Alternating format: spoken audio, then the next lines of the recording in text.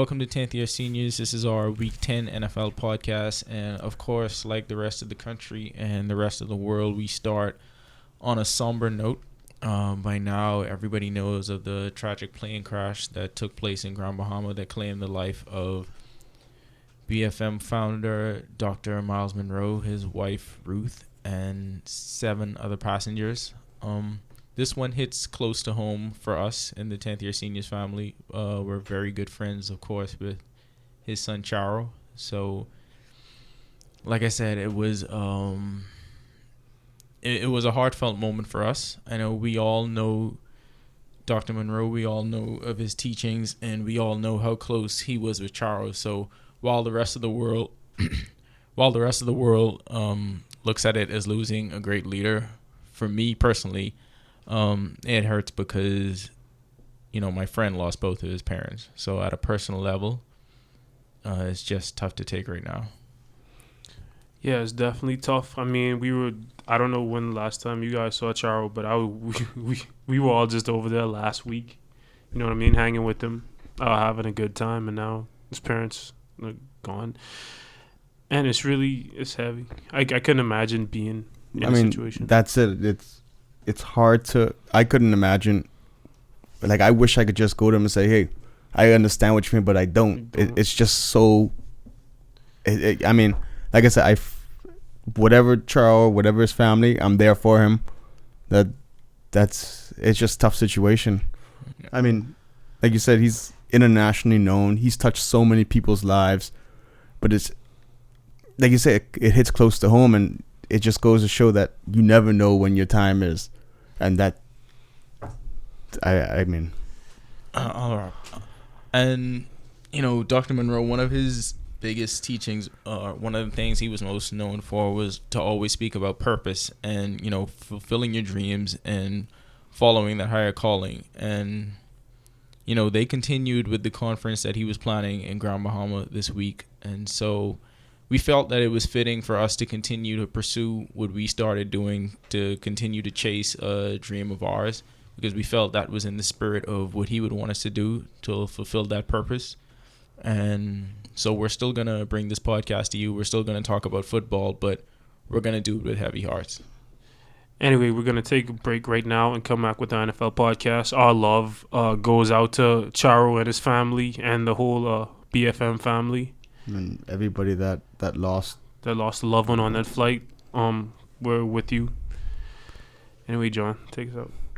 And as I pursue to understand this issue of purpose, I discovered that purpose is the most important thing in life. I believe the greatest tragedy in life is not death, but the greatest tragedy in life is life without a purpose. It's more tragic to be alive and not know why than to be dead and not know life. Powerful words, words to live by. Just one example of the kind of teachings that we got from Dr. Munroe that he left with us, and like I said, examples for us to live by. And now, we try to continue with our purpose. Like I said, it's going to be rough, but we're going to have to go on with what we do. And one of those things that we do is talk about football. Yeah, there we go. So I guess we will jump right into it with what happened in Week 10. Week 10. The Cardinals look like they might stop making some noise after this week. Yeah, they lost Carson Palmer. He looked like a stud last week. And what happened? He got rolled on this week? He was running outside of the pocket type thing. Yeah. And he just buckled his knee, and that's it. So the decibel level for the Cardinals now, is it going to drop to kitten whisper? I mean, are the Cardinals...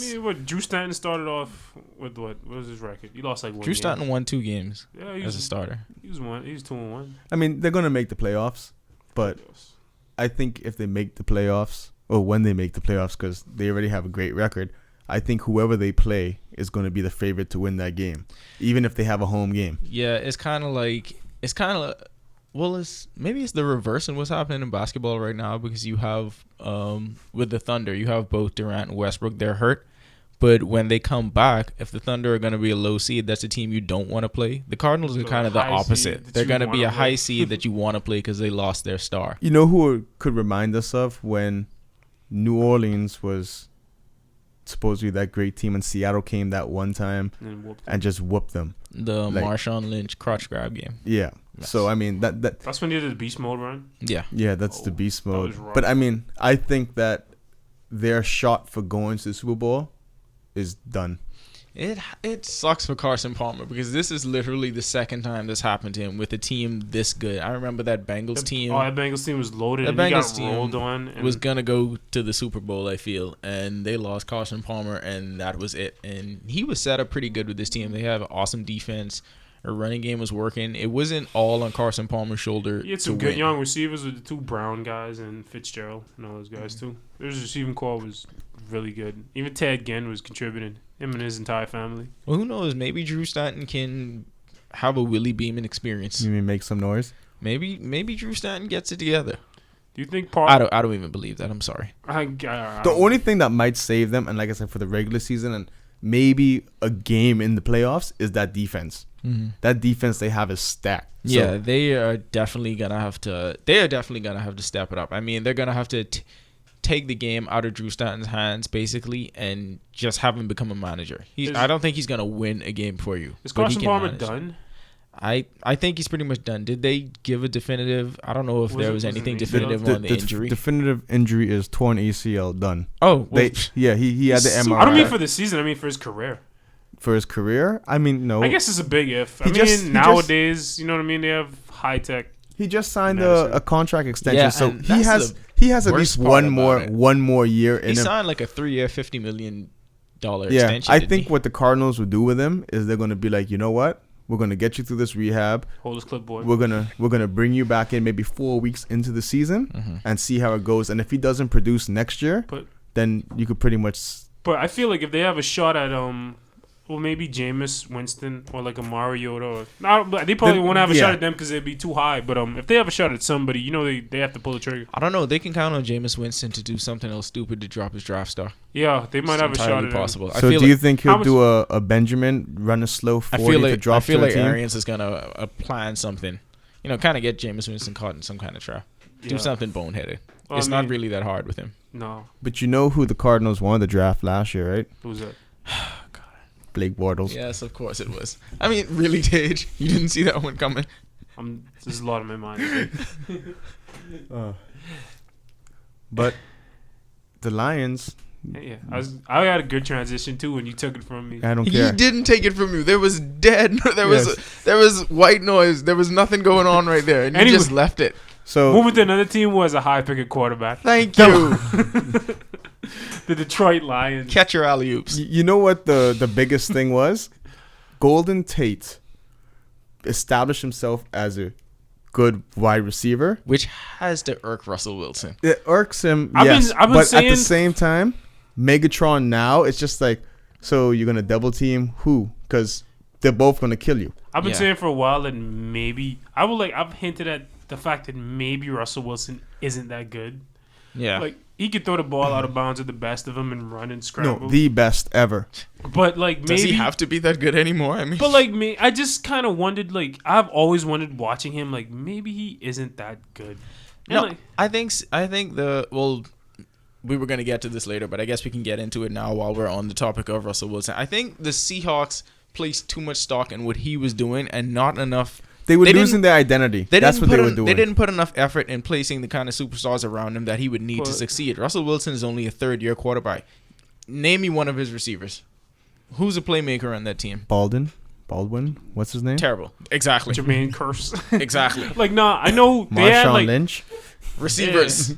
But they had the most pedestrian receiving core probably to ever win a Super Bowl. Like, all their receivers are like just but they had average. Percy Harvin 6'1" is a playmaker. And he played one game last year. He's still a playmaker. He was so good in that game. He was so good in the Super Bowl. He was so good in the Super Bowl. Their receivers are guys like 6'1" who aren't that fast, who can't get loose. You know what I mean? And at the very least, if you're not gonna have these playmakers split out wide at receiver, for an offense that's predicated on the run game, predicated on misdirection, you would think that they would have a dynamic tight end at the very least. But Russell Wilson really doesn't have a lot of weapons other than handing the ball off to Marshawn Lynch, who's only going to be there until the end of this season. Because he's going to Miami. He's going to Oakland. So I mean, what are they going to do? I mean, Russell Wilson is not going. He's not going to carry a team. No, he's a great piece, but he's not Brady. He's not Manning. He's not Drew Brees. He's not going to carry that team. So then you get Golden Tate, who didn't look as good. You're not going to get Golden Tate back. No, I'm saying no. Obvious reasons. I'm saying you take Golden Tate, who's playing with him, and who didn't look.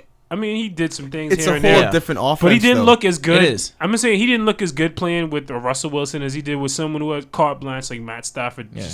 But you gotta John does understand, make a good the, point. The though. offense is two different things. Like Seattle was like, we're gonna run the ball down your Right. throat, Roll and then out, we're gonna hit you on screen bootleg. passes. We're gonna hit you on 5-yard Now stands. he's playing with a gunslinger. Well, and then Detroit has a running back by committee. So honestly, they don't really. I don't even think they have a running back by committee. Trust me, they play a ton of running backs. They just have a passing. They got game. like 10 running backs. Yes. Yeah. They play- It's like I always say, if you want to go to a graveyard as a running back, go to Detroit. You don't always say that. Reggie- That's the first time you've ever Reggie said that. Bush had like. I say it on the UCF message yeah, boards because they destroyed okay Kevin game. Smith's career. UCF guys. But yeah, like we were talking about them not having a running game. I think on that final drive against the Dolphins, and there was a lot of time left on that clock. They didn't hand the ball off one time. No, and why is it that the Dolphins always get beat? Like, it's the guy could have covered him, and it's just so annoying. John just threw something. I just think they should go back to letting Rashard Jones take his PEDs because he was so much better when he was on them. I mean, he got that 4-game suspension, and he hasn't been the same guy he was last year. No, not at all. But like we started that little tangent talking about the Lions, but do we take them seriously as contenders? They're 7-2 at this point. Like I said, they have a dynamic quarterback. They're two receivers on the outside. The defensive line two is of the best. Yeah. They have a championship caliber defense. I mean, when they were hitting Dolphin players, they were hitting them. they were hitting them. Like I was watching the game and I literally recoiled a couple times because I think I even messaged you guys talking about that. Like, they were out there hitting hard. So I think that's a championship caliber defense. But the problem is they don't have a running game. The thing is with Matt Stafford though, he's so reckless. Like I mean, and that's good because he has the guts to make throws. But he has the guts to make throws. Like, he will throw into coverage. He does not care. He will throw 50 times a game. Here's a way to figure something out. Would you take the Lions or would you take the Cards in the playoff game? Lions. Lions. Better quarterback has a better chance. 100%. So but this Lions team kind of reminds me of the Saints team that actually won the Super Bowl a few years ago. But they had Reggie Bush doing great things. They had a great This Lions receiving team core. has Reggie Bush. No, doing great things. Reggie no. Bush is like their second running back too. What they need to happen is, see, the Saints kind of captured lightning in a bottle. They somehow were able to muster enough of a running game down the stretch in December and heading into the Yeah, playoffs. because they really run a running team. Yeah, at for that time. them. But what to happened is balance too, it they out. played the Colts, which wasn't a great defensive They team. were finesse. they They were an offensive team, and the only reason. But I mean, even for the Saints to get to that point, they had to get through a tough NFC, and their running game. Because I remember Pierre Thomas having a few good games late in the season and heading into the playoffs. The Lions, they have to hope that they find that guy. They have to hope that Joyke Bell can be that guy. they need to get a screen game going. Just extend the handoff. definitely. Just Once you get the a- ball to Reggie Bush in space because that's what they gave it to him a lot. Not like, even tackle. if you watched Bell play, he was bulldozing. Yeah, other he people. was. And he was. forget Reggie Bush. This theoretic guy, this jerk Don't they that have caught the the shore, touch, too? that Like, caught they the have touchdown. That was a good catch, though. Shut up. That caught the touchdown pass. He's really been a big part of the passing game since Reggie Bush has gotten. Is that the hurt. guy who caught the game-winning? Yes, it touchdown? is. Yes, it is. Yeah. That All guy's right. great. Jerk. So those 49ers, I'm getting tired of. What do we think about the 49ers though? Because I mean, I think their offensive line is terrible. but Okay. haven't they moved to the top of the NFC West with this Carson Palmer injury though? Like, I mean, they still have to play though. I'm gonna say we have to wait till is it this weekend that they play Seattle, because that's gonna decide. You know what? If San Fran has made that step, Yeah. to then put the pressure on Arizona. Here's the thing. Ray McDonald, I think the NFL's gonna let him come by.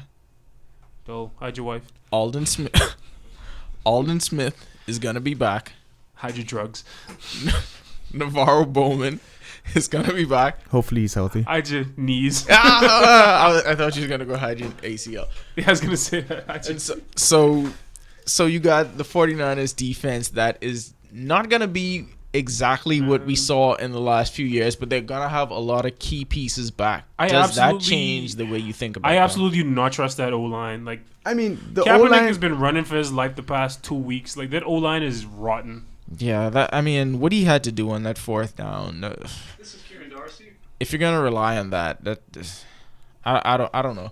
I mean, it's tough to look at them as contenders, but like I said, at the same time, in the NFC West, you have the Seahawks that may be falling apart, and I don't place much stock into that game because Marshawn Lynch had to rush for 4 touchdowns. Outside of him, the Seahawks offense, the Giants suck. So. Yeah, the Seahawks offense still wasn't doing it. But they can't like that O-line can't stop the Cardinals defensive. San Francisco got 144 yards that game.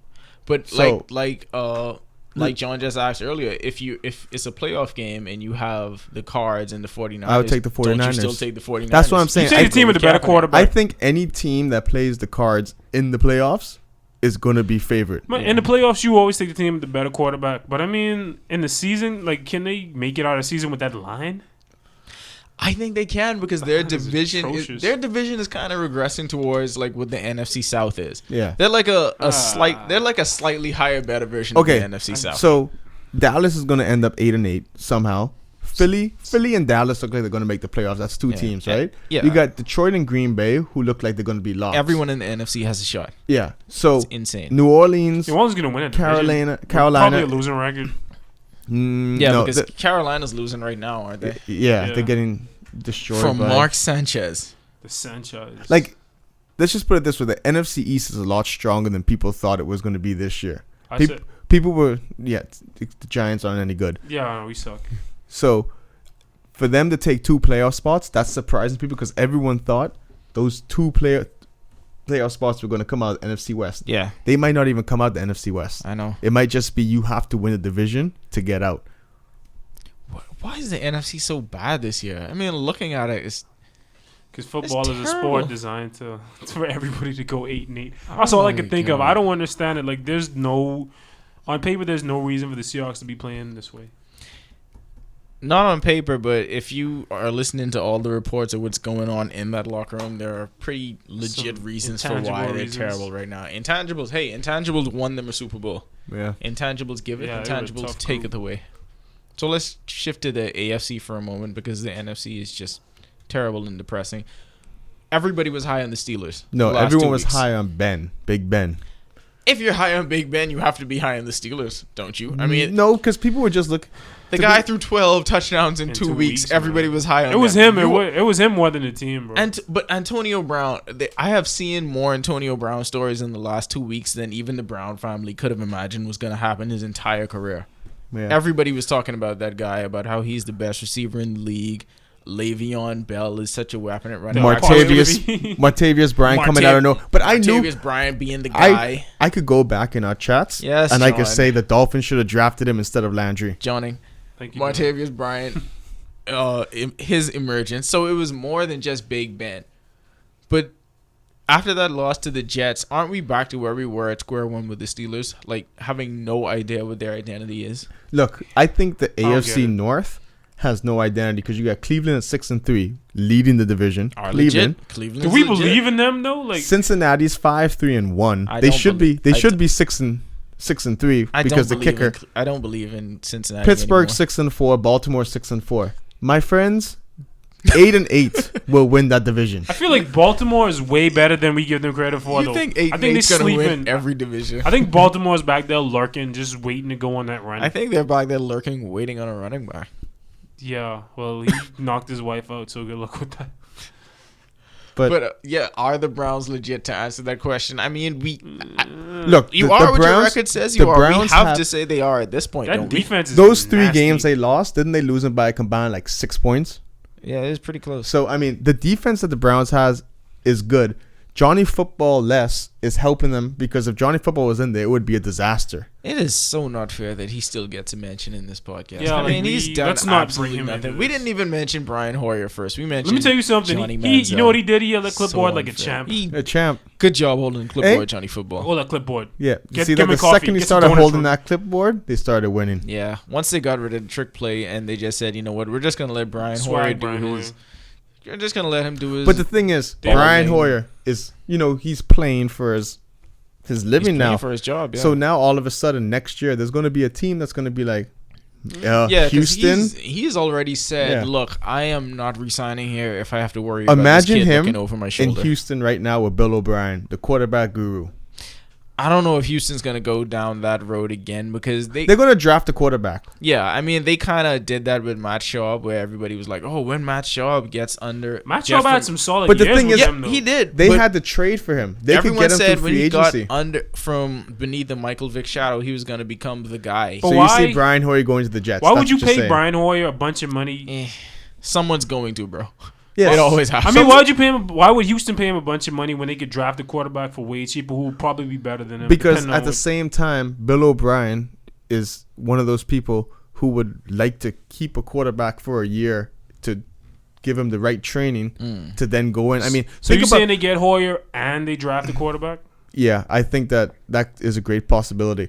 But think of this: Tom Brady didn't come out of college and was a instant starter. No. Tom Brady took time. Like the thing about Bill O'Brien is, But that was if you are in a system, you are going to learn a great deal of football. You just is that Well- what Johnny Manziel's doing right now? well- Just learning football. Doesn't that bode well for Ryan Mallett then?